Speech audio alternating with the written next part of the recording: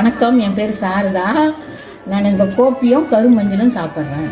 Okay, எதுக்காகக்கா இதை நீங்கள் சாப்பிட்றீங்க? இனிப்பு நீர் இருக்குது, இந்த லங்ஸ்லலாம் தண்ணி பூந்துருச்சு, அதுக்கெல்லாம் எடுத்து சாப்பிட்டேன் நான். அப்போ சாப்பிட்டு 2 வாரம் சென்று நான் டாக்டர் செக்அப் போனதுக்கு எனக்கு லங்ஸ் எல்லாம் தண்ணி இல்லைன்னு சொல்லிட்டாங்க.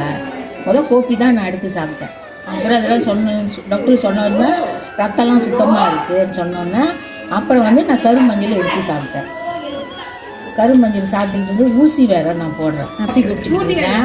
ஊசி போடுறேன் நான். ஊசி எனக்கு 22 இருந்துச்சு. ஊசி 4 வேளை போடுவேன் நான். 4 வேளை 22 யூனிட் வச்சு போடுவேன். ஆனால் அந்த காஃபியும் அந்த கருமஞ்சளும் சாப்பிட்டுட்டு குறைஞ்சிச்சு. டாக்டர்கிட்ட போனோன்னா குறைஞ்சிச்சு. 22 இருந்தது, எனக்கு 10ல் 6, 2 வரைக்கும் வந்துருச்சு அந்த இனிப்பு.